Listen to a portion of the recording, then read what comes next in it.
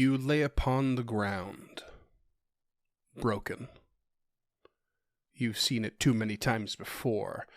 Never did you think it would happen to you. The once distant and cowardly sound of scurrying is now close and confident. You've gone too far. You knew you couldn't live the quiet life.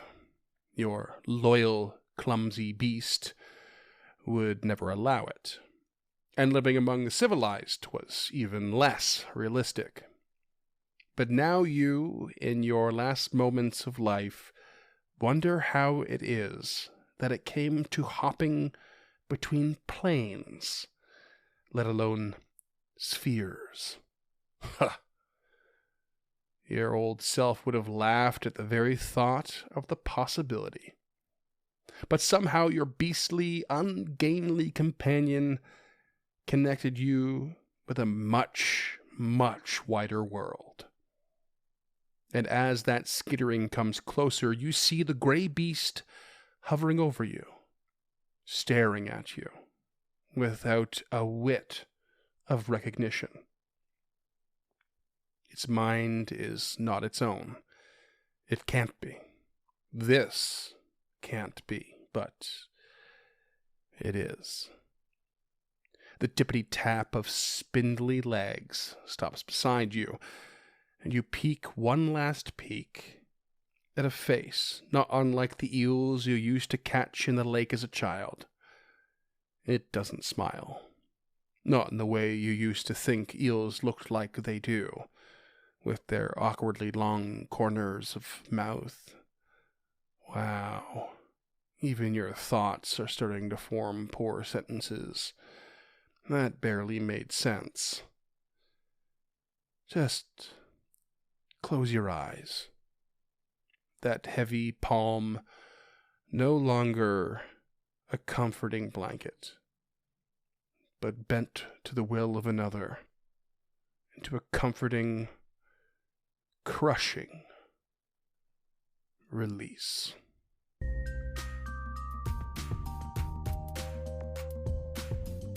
Hey there, creatures, and welcome to Encounter This, a podcast exploration of the creatures from Dungeons & Dragons and the lore that surrounds them. Hello there, creatures, and welcome to another episode of Encounter This. I am your host, James, the Great Old Master, and with me, as always, is Freeman, Hungry Arms Eyston. Thanks, Bruce Pepper. Yeah. We've been we just finished a rewatch of all of the Rocky movies, and I mean all of them. I think there's 7. Amazing. And today we're not going to be going through that. We are going to be going on a meander through the Neogi, I think is how that's pronounced. No, or Neogi. Neogi. Neogi. You put the O in the wrong spot. Right. And if you would like to follow along, you can do so on Volo's Guide to Monsters on page 179 and 180. The old 2-pager here, eh, bud? Ooh, 2-page creature. Woo, fancy. Not really. We have more than one stat block to cover. But that's the only reason why, really. Yeah, Neogi. Excuse me. Got me all excited there. Yep, these creatures are kind of neat, kind of weird, and inspired by the previous creature I covered, the Gray Render. Some of you might remember. But yeah, so if you will, if you're not following along, but maybe you're watching, I would like you to imagine a big spider, but it's got the neck and head of an eel, of all things. Yep, that's what I said. That's how it's described. I'm gonna throw up the 5e image, I guess. Content. Might as well do that right away. There you go. Spider with an eel neck and head, sort of. Right. It is a lot furrier than I expected it to be. Yep. Yeah, it's a hairy spider. It's definitely a hairy spider.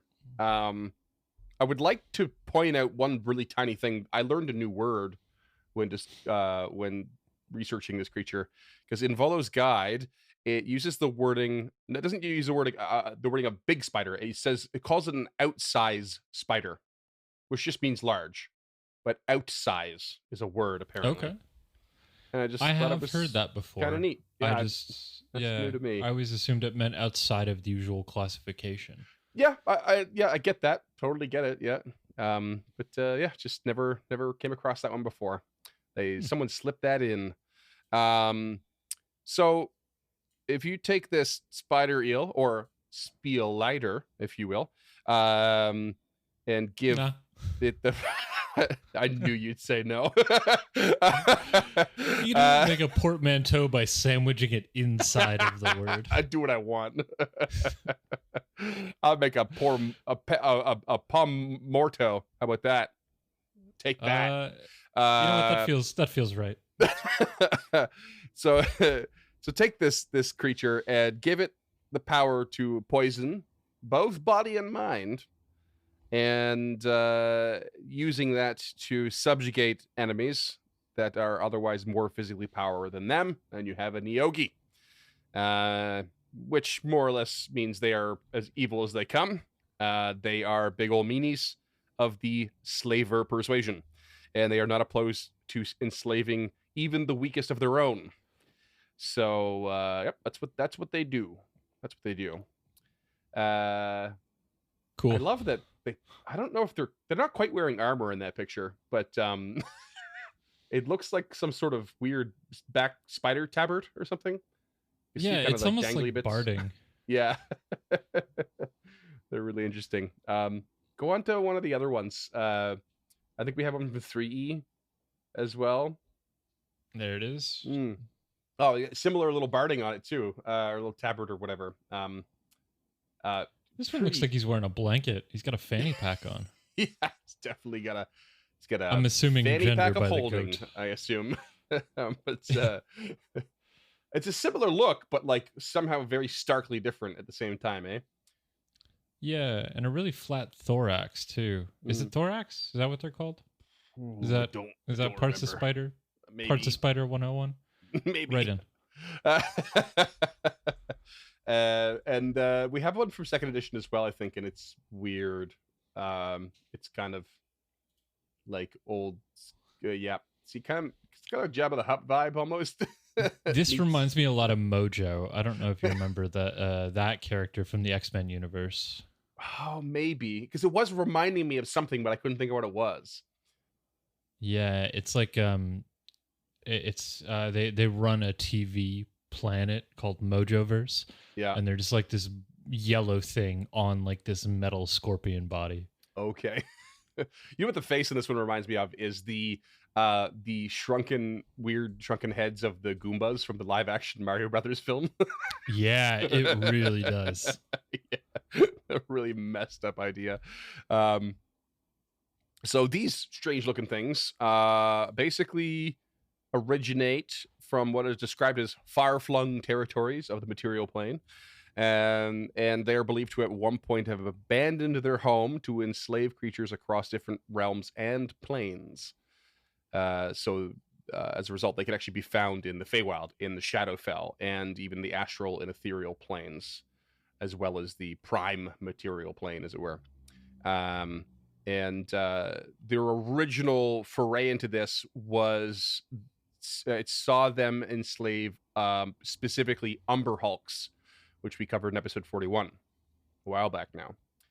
And they assimilated Umber Hulks into their sort of community, culture, I guess, as manual laborers. And then they designed and built sleek, spidery, plane-traversing vessels. And once they started journeying, they met aberrant entities along the way, and then these entities, they looked like stars and were apparent embodiments of evil, and they basically formed pacts with these entities and were granted magic through them. Some of them were known by a few names, such as Akamar, Kaifon, Gibbeth, and one that's quite familiar to probably a lot of 5e players is Hadar, which is where the names of a couple spells come from: the Arms of Hadar and Hunger of Adar.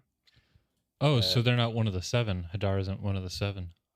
No, they are basically, they're one of the basically elder evils from from space, from the the wild space. I believe it or not, based on the episode that I'm currently researching, I am very familiar with the elder evils. Oh yeah, okay. Oh, that's fun. Yeah. All right. Interesting. Yeah. I didn't really get Spoilers into them for, here, so I'm glad that's on your list of duties. I didn't really get into them Okay. either, but I read them. We'll touch on one next episode. Maybe the listeners can guess. Cool. If you're in the Discord in the episode discussion, throw up a guess. That's unchartednorth.com/Discord, and that'll get you direct access to that. Take a stab in the dark, as it were. So the Neogi are basically thought to have a mind that is effectively unfathomable, and it has the ability to control other minds to a degree. And since this ability is super innate, they actually deem it to be entirely appropriate to do so. So this raises a sort of interesting question I found on why and how they are evil. So the Neogi actually do not distinguish individuality even among their own kind. The only thing that separates is the ability to control others or not. And that level of control, that level of power to control, is the only thing that divides them. So they find the concept of hatred as foreign as love, and they do not comprehend emotions experienced by most other races or ancestries at all. They do not feel them, do not experience them, they do not understand them, they just control. And of course, spacefaring, spider-like Aes Sedai. Got it. Basically. Even loyalty without authority is something they consider to be unthinkable and completely foolish. So there seems to be only power and its use over others in their sort of, structure of how they operate. They live about the same length as humans, so not terribly long, all things considered. And they actually experience the same results of aging. So when a Neogi grows older, they become weaker, and it is eventually overpowered by young Neogi and injected with a special poison. And the poison transforms the old Neogi into a bloated mass of flesh, which we actually have a picture of, called a Great Old Master. I bet you thought that was going to be... Oh, actually, sorry, I gave you the wrong order on those pictures, didn't I? That's a cool one where they're just coming at some elves. Oh, okay, gotcha. Actually, didn't know where to put that one. Yeah, there you go. There's your Great Old Master. So, okay. Yeah, I bet you thought that was a compliment when I give you the nickname. It's not. You're a big old bloated mass of flesh, James, that gets devoured by little hatchlings. It's not untrue. But yeah, they basically lay eggs atop the dying old bloated poisoned Neogi, and then the hatchlings eventually hatch, obviously, and then they basically eat the old master, and then they even eat each other. So it's really only the strongest survive kind of scenario. And the hatchlings that survive are then deliberately controlled by an adult, and taught how the Neogi society works. And they must prove their place within it. Their training of mastery over others starts with learning to control a young Umber Hulk. So they have a pretty cyclical kind of nature and strategy to their whole thing. I mean, it sounds like Western society, if I'm being honest. It ain't far off, is it? You're born, you're sent to a boarding school or to a public school where they indoctrinate you into our way of thinking. And yep. For the record, I'm not actually that much of a conspiracy theorist, but I do every now and again think it's interesting to point out. Yeah. I definitely learned some stuff in school that I've now realized are definitely not true and not right. Or highly problematic. Yeah. Especially the things that they avoided, of all things. Also, but so once a Neogi reaches adulthood, it must find their place and mark themselves and their slaves. And they do this with dyes, transformational magic, and tattoos. And these marks represent a combination of rank, achievements, and ownership. These also mark whether or not a Neogi or its slave must defer to one of a higher station at risk of severe punishments. So the marks, show who you are in many forms, up to and including whether or not you serve another and who serves you, and so on and so forth, and what you've managed to accomplish. From what I know about the time of the colonies, this sounds exactly like that.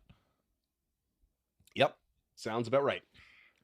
We have a nice quote from Volo. It says, "Damn eel spiders want to enslave us all, and no, they don't taste good." Sometimes I forget that Volo is a beholder. And then I see quotes like that, and I'm just like, oh yeah, that feels right. So funny. So that's pretty much it for the 5e lore. But we get a little extra from Ye Olde Forgotten Realms wiki across a few sources. In particular, there's a second edition book called Under the Dark Fist that gives a Neogi proverb, which is not terribly inventive, but I think it's kind of funny. It says, "The enemy of my enemy is my enemy." So they don't really make friends with anyone at all. They are virtually hated among all known crystal spheres upon the prime material plane. Crystal spheres listeners might remember from our Wild Space excerpt episode. So expanding slightly on their hierarchy, it's actually completely common for a Neogi to own its own slaves, but also consider itself the property of superior. So, just specifying that, we sort of covered it. But a good example of this would be a ship captain. So someone on the ship, a crew member of the ship, could very well have its own slaves, but would consider itself the property of the captain of the ship. And most slaves were also considered less than an Umber Hulk. So, and usually a little more than food. So an Umber Hulk is like, if there was to be a top level slave in this scenario, it would be them no matter what. Though, now because I thought, because I did this because of the reference I found in Grey Renders, I thought there would be a little bit more on Grey Renders and their connection with the Neogi, but there basically isn't. It's simply stated that they're commonly seen together, and I assume as common as Grey Renders are, which aren't very, from what we covered. But I like to think that maybe, I like to think this whole slavery thing obviously is very problematic. But I think hope that's maybe not a caveat we need to make. Yeah, we are not pro-slavery. I think maybe Grey Renders are one of the few exceptions that it seems to be implied. There are some that they fit alongside the Umber Hulks within that slave hierarchy. Perhaps they are considered, especially in their rarity and strength, probably equal, above, if I'm remembering my CRs lack of a better correctly. word. Yeah.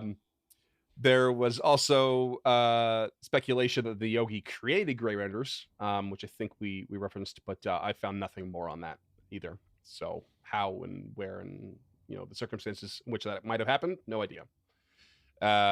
So much for inspiration. Just leaving us hanging, wizards. Yeah. Now, the Neogi are considered a trader race among the crystal spheres. So, as in they love to conduct trade, but only to a point. Trading occurs only when they feel they are not in a position to simply take.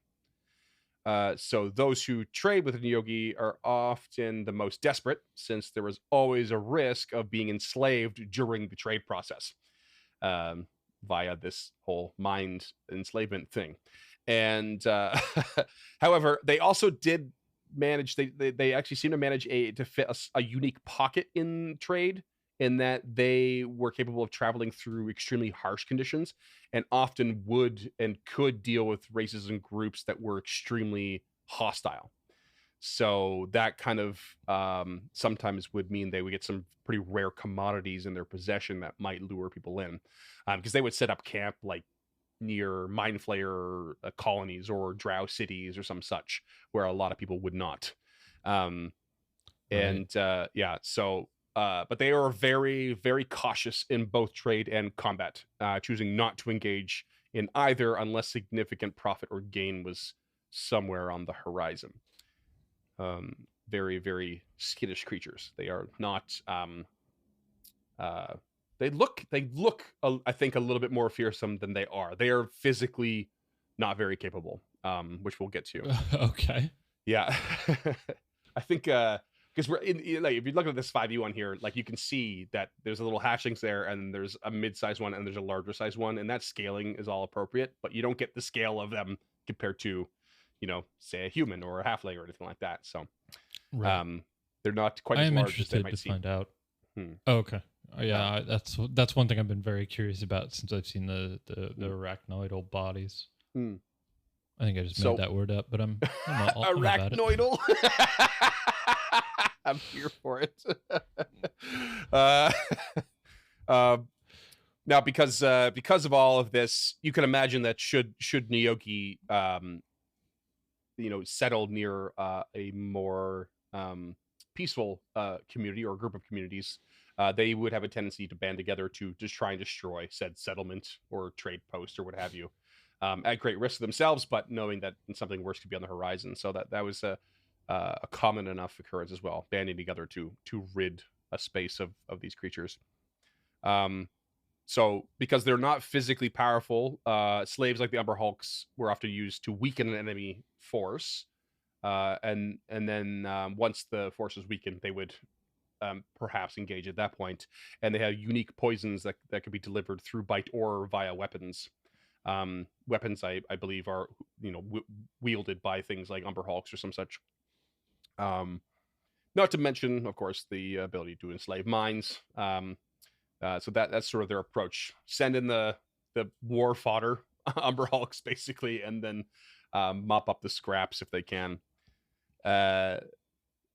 And so their whole traveling around and like getting all these different reaches and stuff is through a Spelljammer ship, which you might have expected since we're talking a bit in the Wilds of Space. And I'm pretty sure we mentioned this in the Wilds of Space episode. And one of the Spelljammers is known as a Death Spider, which we have an image of. And I'm pretty sure we posted that on the Instagram at some point already. And that's their main mode of travel, is on one of those. They also had a less common lighter ship known as a Mind Spider.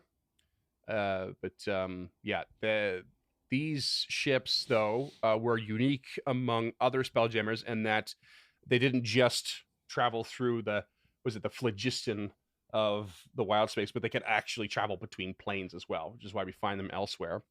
Gotcha. Because of that, and because of the travel and stuff, they basically were known to actually quite frequently hunt Githyanki and Jinn vessels, and they had a unique feature to agree. Well, it's kind of a mysterious one. Basically, if you remember that spelljammers need what's called a spelljamming helm, just like this sort of magical throne, in order to like control them and steer them and navigate them. Those were mostly, if not solely, sourced by a race known as the Arcane or the Mercane, which I believe we covered as well. And but the Neogi either acquired their helms elsewhere because the Arcane have never dealt with them in that regard, or they have found a way to control their spelljammers without a helm, but no one really quite knows what the answer is. Oh, neat. Yeah. And for our audio listeners, it looks like a 4-legged insect with a bright red abdomen. That's, I'm assuming, is the living quarters. Yeah. And it's got like webbing that it looks like it's using as like a solar mass. Yeah, they're like sails, like a solar sail or something. Because all spelljammers kind of use a sail to some degree as well, I'm pretty sure. So it's unnecessarily spider shaped. I don't even know if we can call it. I guess it is. I guess it does have 8 legs. Yeah. Technically. Yeah, it doesn't look very aerodynamic. That's for damn sure. But I don't think that's the goal either. The phlogiston is a weird thing. That's the thing you got to travel on, and it's in or through or some such, and it's very volatile. Yeah, I think it's based around the concept of an ether. Yeah, something like that. Yeah. So, since they're traveling through the wild space, of course, they form pacts with elder evils. And this is very much in the same genre, I guess, of what you would get from a warlock in 5e. So they use their use of magic usually covered things like poisonous and venomous attacks, or use of fear and domination, identifying strengths and potential slaves. Um, these were sort of covered a little more detail in the Forgotten Realms wiki, but it was all, like 2e and 3e stuff. I didn't want to get too far into it.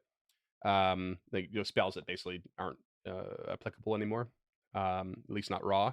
And they apparently did sometimes know a rare necromantic ritual that in which they could create undead Umber Hulks by fusing multiple dead bodies together. But there wasn't really anything more on that. And Love that. Yeah. And so they were not pious creatures, but they didn't offer prayers to their deities or these elder evils or anything. And basically, the only thing really was, for some reason, they would get really offended if you spoke a deity or a patron's name incorrectly. And it was considered quite sacrilegious and resulted in a slow, painful death. Simply by mispronouncing. So better not to say them. But speaking of saying them, I'm going to go down the Neogi religious pantheon. Good luck. I see like 2 vowels in all 10 of these words. I think we've got Kajgzilxol. Nailed it. The dead god of creation. There's Kilix. Oh, that was easy. The chaotic evil lesser god of death, murder, and poison. Kurtix, chaotic evil lesser god of war, brutality, and strength. You're throwing vowels in there, man. A lawful ether. I can't say evil and lesser in a row for some reason. A lawful evil lesser god of fear and tyranny. Thrigki, a neutral evil lesser god of love, in quotations, actually more like envy and jealousy in human terms. No idea why it's listed that way. And then there's Tzenkil, neutral evil lesser god of torture, pain, and suffering. Yeah. Yeah. I mean, nicely done. Those will all be available. Those will all be available on an encounterthis.ca. You can click the big button at the top for the show notes, and you can see how all these are spelt. Poorly is the best way to describe it. This is some Lovecraftian, Cthulhu kind of spelling shit. Yeah. Which is appropriate for the old elder evils. But that's it for the old lore. Obviously, no IRL parallels here, at least none that I know of. No, you couldn't find any any real world that these giant space eel spiders were based on. Nope. But what I did do is start a wiki page for the Spieliter. Smart. It's coming. It's only a matter of time.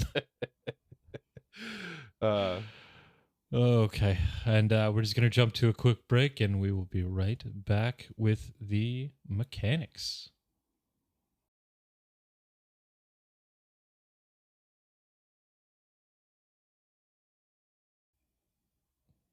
And we are back, and Freeman is going to tell us how these things work. How do Neogi work? The Neogi are pretty straightforward. We're going to start with the lowest CR, which is the Neogi Hatchling. They've gone ahead and made a there's stat actually block for. stats for that. Yep. Okay. So they are a CR 1/8. So I'm not sure why they bothered. Is that the first 1/8 we've covered? I don't know. I'm sure we've covered a 1/4. Yeah, we've covered a bunch of 1/4s, but 1/8s are normally like reserved for like a hawk, right? A dog. Yeah. These things they're tiny in size. They only have 7 HP. They move across land, but they can also climb at the rate of 20 feet. They're AC of 11. They're aberrations, and they are lawful evil from birth, apparently. But I guess the innate sense to them. That's the indoctrination talking. That's the Neogi cult. Yeah. Dark vision 60 feet. I've got some stats here that are pretty shabby. They're really weak in strength, like a -4. They have deep reasonable dex for that, for 13 with a +1.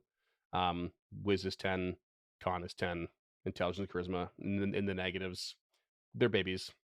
But they do have some of their innate things right away. So mental fortitude is the first ability, and it basically gives them advantage against charmed or frightened effects, and they cannot be put to sleep by magic. Oh, okay. Which is very reminiscent of elves, I believe. Yeah. And then they have spider climb, so they can make those climbs across difficult surfaces without needing to do a check. And they have a little tiny bite attack, little +3 to hit.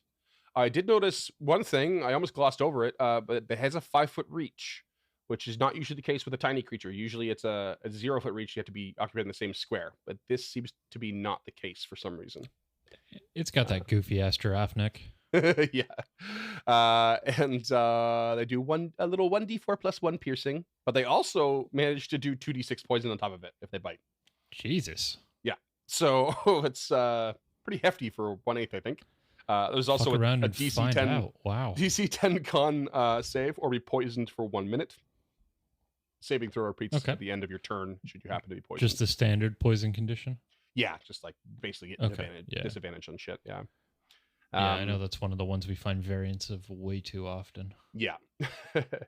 But yeah, that's the hatchling. Very, very simple, straightforward.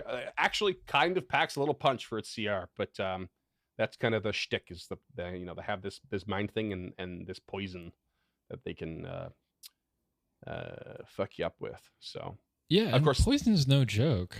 No, sometimes it's not. It's really hard to find resistances and stuff to poison. Yeah, just as a reminder to our listeners, it's a disadvantage on attack rolls and ability checks. Yeah. So you're fighting a swarm of these things. They could gimp you a little bit in a scary way, even if you're taking them out in one hit. At no point does it say it's immune on a success, or at least in your notes here. It doesn't. No, you. Oh no, it's not. Yeah, there's no immunity, but you overcome the effect should you succeed within that minute. But if you get bit again, that's you're that's cool. Again. I mean, if you're fighting a swarm, you're gonna get a bunch of these guys. Yeah, 17 damage, like maxing out 17 on a CR 1/8. Like that's all right. A lot of these creatures just do 1 damage, if I'm not mistaken. Like they just have a flat 1. Then we have the Neogi itself, the basic one, the adult Neogi, you might call it. It's just we're up to a CR 3 here, so sizable jump. Still a rather low CR though. Yeah, that's kind of not where I expected these things. Yeah, I was hoping they'd be a bit higher, but HP of 33, land speed and the climb speed goes up from 20 to 30. They have an AC of 15. This is where it specifies natural armor. It did not specify at all for the hatchling. I'm not sure why. And the size goes up from tiny to small. Still an aberration, still lawful evil. They now gain languages. The hatchlings have none, so they can speak common, deep speech, and undercommon. They get a little boost to intimidation and perception. So with the boost of perception, they get a passive perception, unlike the hatchling. And they just have a basic boost to all the stats. Strength being the one that is not great at all. We're still at a 6 with a -2. They are weak creatures. These are much less frightening knowing that they're small. Yeah, right? Like I was saying, that image doesn't really do it justice. No. They have the same abilities, Mental Fortitude and Spider Climb. They do get multi-attack, so they get 1 bite and 1 claw. The bite works the same. It's +5 to hit, though. 1d6 +3 with 4d6 poison. And then the con save is up to 12 from 10. The claw is also a +5 to hit and a 2d4 +3 slashing. I mean, that bite's still no joke. It's not a joke. It's true. 5d6 plus 3, 33 plus I a don't know what DC the 12 average. save. I don't know what the average to hit is at that level really anymore, but +5 seems low. But I don't think it's calculated with strength. It's being calculated with its dex for sure. Yeah, this would be dex and their proficiency bonus, which would be a +2 at this level. So, yeah. That makes sense. 5 doesn't feel like that high, but it does feel pretty high for their level. I definitely have Pathfinder bonuses in my head these days, though. So, like, fair enough. by level 3, it's definitely higher than that in Pathfinder. But Enslave is the other thing that they also gain now. And this recharges. So this seems to be like a one-time use to recharge in a short or long rest. And it's got to be against a target within sight of 30 feet. And there's a DC 14 Wisdom save, or you become magically charmed for 1 day, or the Neogi dies, or you are separated by more than a mile. If you fail, you're charmed, and you must obey the Neogi's commands. You can communicate with the Neogi telepathically, and you cannot take reactions. If you take damage, you repeat the saving throw. Plain and simple. And that's it. Okay. The adult Neogi. Yeah, that's all right. I mean, charmed isn't terrible, but it's not great. Right. And I guess like I always forget how the charmed condition works specifically. I know like there's a difference between like, casting charm person and then like what control or dominate person. You dominate, yeah. Yeah. So charmed creature can attack the charmer, and the charmer has advantage on ability checks to socially interact with the charmed. Okay. So it's not like these creatures are under your spell. This isn't like a vampiric thrall. Like, you still know what's up. Maybe you don't know what's up. Well, here's the thing: is that it says you're charmed for 1 day, so you get those effects. However, in addition, it says you must obey the Neogi's commands. So, okay. So there's the it's borderline dominate person at that point, and there's nothing that says like, the usual. If you are given a command that would be against your nature, or put yourself at risk, that you would repeat the saving throw. Doesn't say that at all. Yeah, you only repeat it fair. when you take some damage. So it seems pretty powerful, especially for this level. But I guess you're likely to put your the counter to that is like, if they want to try and get you to kill your allies or what have you, or like, do damage to yourself, like you're likely to shake out of it. What they really want is to just avoid conflict altogether, right? Create a scenario in which it's scary and no one wants to do anything. They don't want to hurt their ally, or whatever, but the Neogi gets to walk away with that person. Right. So, I mean, if it were me, I'd be running, if it's a 4-person party, I'm running 5 of these, Yeah. Of course you are. I want that whole party enslaved. We have one more stat block too. It's called the Neogi Master. It goes up by 1 CR to 4. HP goes to 71. Land and climb speed are the same. AC is the same. Increases to medium size. So this is where we see our 3 sizes in the 5e art. Everything is the same. Languages, though, does add general telepathy up to 30 feet. They get more to their skills, including Arcana, Deception, and Persuasion. In addition to the previous stuff, higher bonuses. They also gain Dark Vision 120 feet that penetrates magical darkness. That's cool. I dig that. Stats rise some more. Intelligence goes up quite a bit. They're at a +3 there. That now they have a mad increase in charisma as well. They're a +4. Strength is still really weak. They have everything, and I mean everything else is the exact same, even though they're a CR up. So the 2 hits, the damages, the DCs, all the same as the adult. The only addition beyond that is that they are spellcasters. James's favorite. Cool. Yeah, so they are considered 7th level spellcasters, and they effectively work like warlocks. So they use charisma. They have a DC 14 +6 to hit. They regain spell slots at a short or long rest, warlock style. And they have a few cantrips. Specifically, they have Eldritch Blast, which has for these creatures only, that's a 300-foot range, as opposed to the usual 120 foot, and they There's also get a +4 damage bonus to it for whatever yeah, reason. there's a warlock thing where it's like it's not a feat. I it's been so long since I played a I know. warlock. It's like one of the packed things that they get. Yeah. So they can do that with one of those packed things they Okay. get. So- Yeah, to increase the range to 300 feet. Cool. Beyond that, like they've got like guidance, mage hand, minor illusion, prestidigitation, vicious mockery, all stuff you'd expect, especially with them like, trying to like manipulate slaves and whatnot and trick people. And then they basically have spells from 1st to 4th level, but they only have, like warlocks, they have 2 4th level slots to spend. That's it. Everything is automatically heightened way up to the top slot. And the things that stand out are the Arms of Hadar and Hunger of Hadar.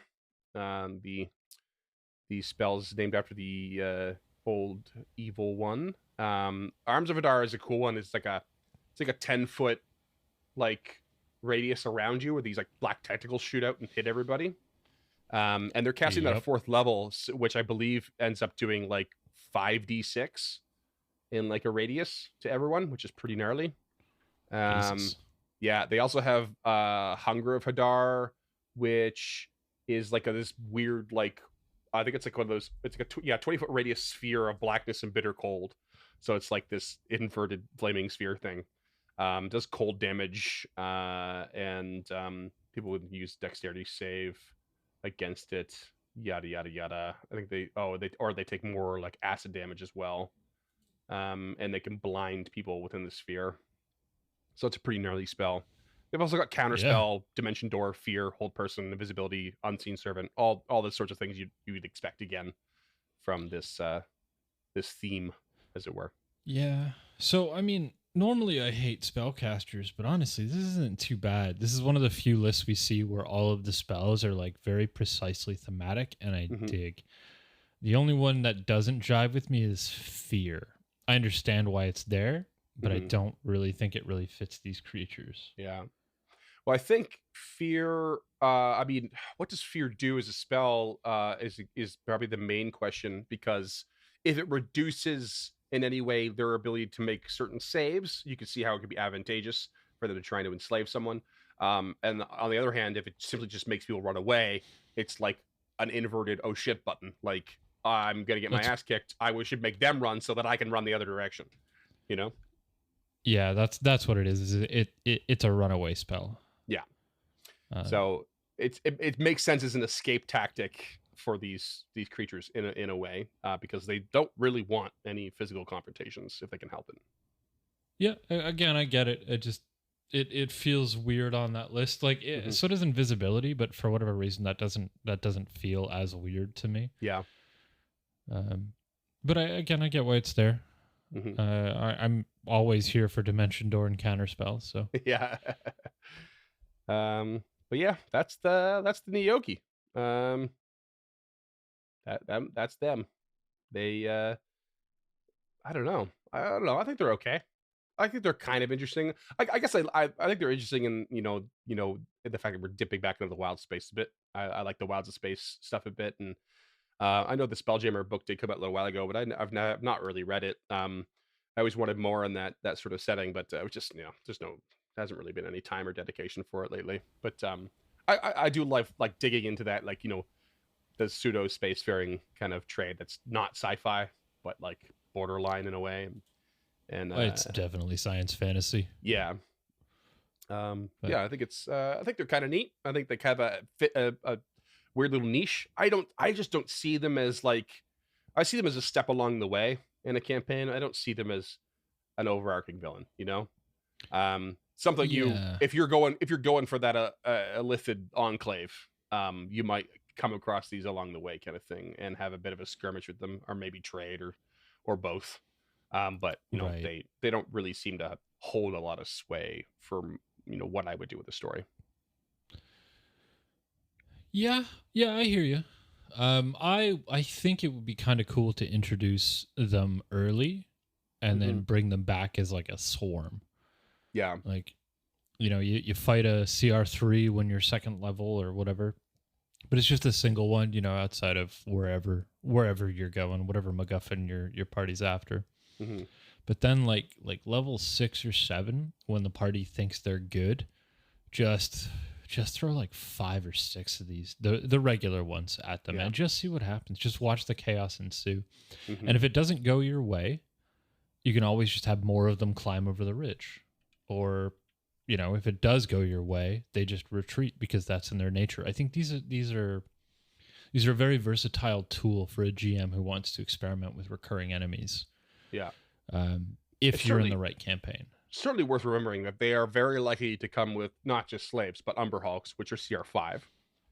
And then the odd one coming in with the Gray Render, which was what, CR like 11 or 9 or something? I can't remember already, but Yeah.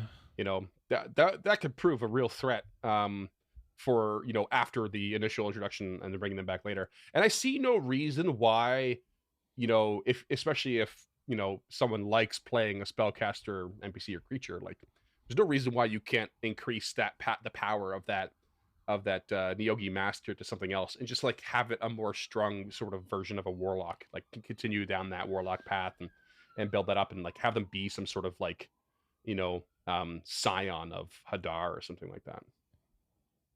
Yeah, I mean, or tie them into other like greater aberrations if you really want, like maybe.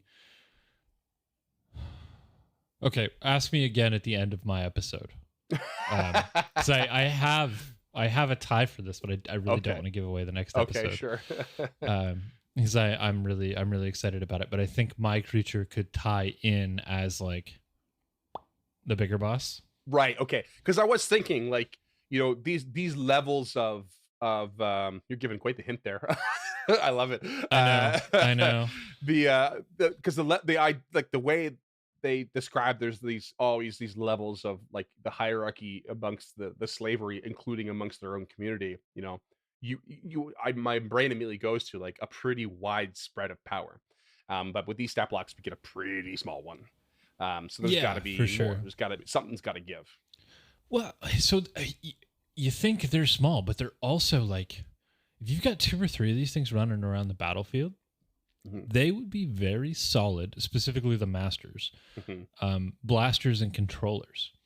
Like if you've got, a Gray Render sitting at your back lines and you're just holding the line with Eldritch Blast, one of them throws up a dimension door and all of a sudden that Gray Render is behind the enemy lines and you've got them on 2 fronts. So like there's a lot of potential for these creatures. And obviously think outside the box too. Like add in a Mind Flayer. Like there's no reason they couldn't have a weaker Mind Flayer under their thrall. Yeah. Excuse me. But it doesn't just have to be Starjammer creatures. These could be your way into running any creature in any campaign. Like if you've got something that you've got your heart set on that doesn't fit in your setting or the game you're running, these creatures make it fit. They travel through, they trade, and they could just have one of those creatures in their possession, in their thrall. Maybe that's what they're trading, maybe that's not what they're trading, maybe that's what they're using as their big bad. Like with the right campaign and the right mindset, again, there's a lot of versatility to these creatures. I don't like them. I'm not going to run them. They don't interest me at all. But I think it'd be kind of neat. Like the bones interest me. If you had if you're doing an Underdark campaign or something like that, it would be really, I think, neat to, say someone dies, you always have to find a way to introduce a new character. Like they come across, like this is a very simple use of this creature. Like come across, a small trading group of Neogi, and the party attacks them and frees the slaves, and one of those slaves just happens to be the player's new character, that got caught in the wrong place. It's just like a simple reintroducing of a new character, like stuff like that. I think that would be kind of fun. Well, and it also opens up your options for PCs. They could be a GIF, they could be a GIF, they could be it could be from anywhere in the wilds of space. It could be something really gnarly. So if you've got a player who wants to play something batshit insane, here's your in. It'd be something else.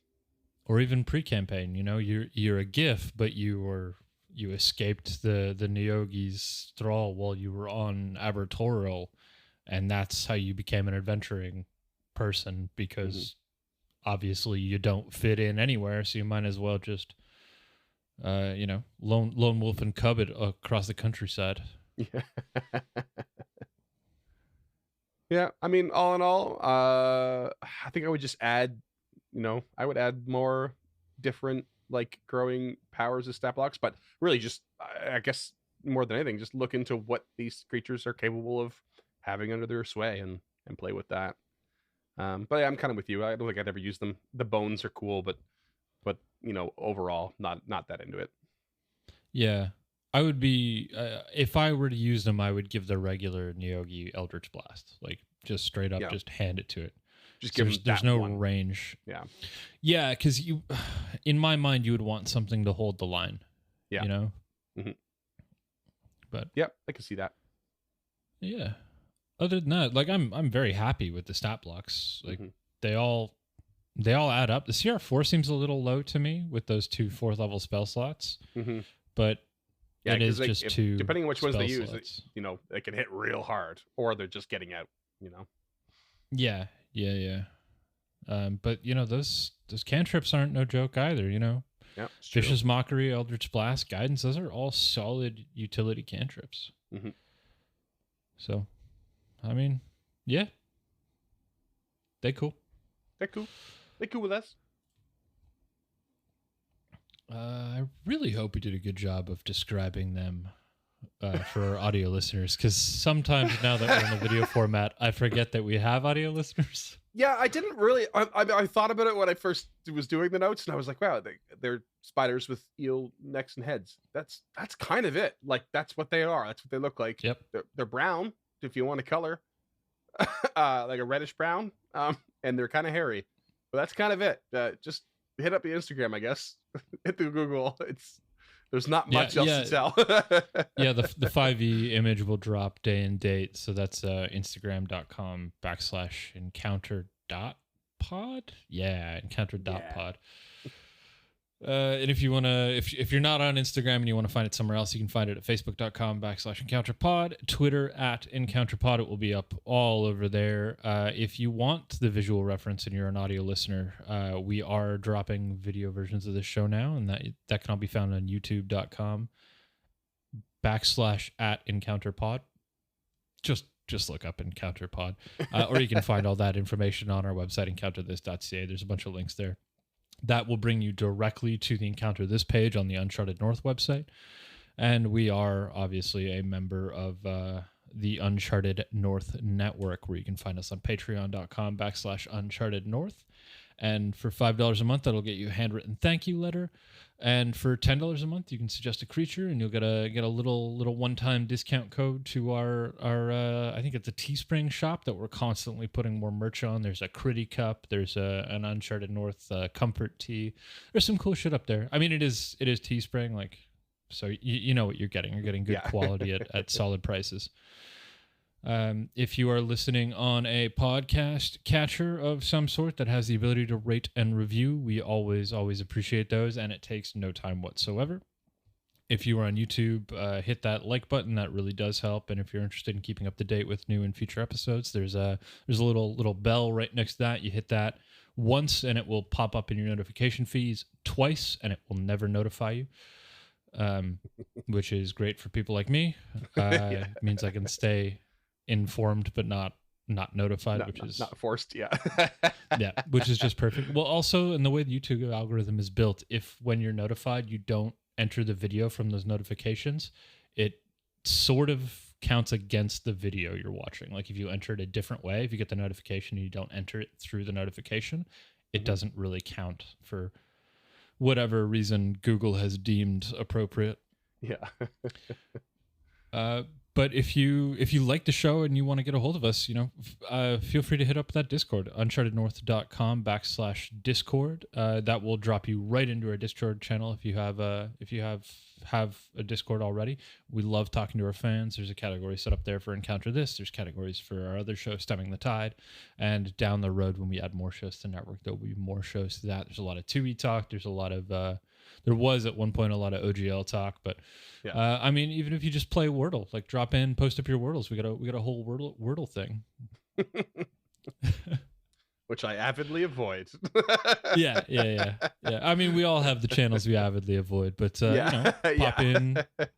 pop in, tell us your thoughts. We love, our favorite thing is the day these drop, when we hear stories from our listeners. We've got some great fans in there. They're always pumping out stories of how they've used the creature, or how they want to use the creature in upcoming campaigns, and that kind of stuff is why we do this show. It really is. We love that shit. Yeah. But I think that's going to do it for today. I think I vamped long enough at the end there. I really need to get tighter at those outros, but I refuse to pre-script them. We're not robots. We're not Neogi slaves over here. Ooh. We're masters of our own domains. Yeah. We are. And if you are a member of the Discord, or you pop into the Discord, drop into that ET channel, and on the episode discussion, post up what you think my creature is going to be for next week. We may do a giveaway. Who knows? It's been a little while since we've done a giveaway. Yeah, we got something. I'm sure we got something. Yeah, I'm sure we can find something. But yeah, we will see you again in 2 weeks for our next most episode, 99. Jesus, bud. Can you believe we've almost got 100 episodes out of this stupid gimmick? Seems like we just started yesterday. It really does. It really does. So strange. But I love it. I'm excited for 99 and 100, and I'm excited for 100 more after that. And we hope you are too. Thanks, friends. That's not the right button.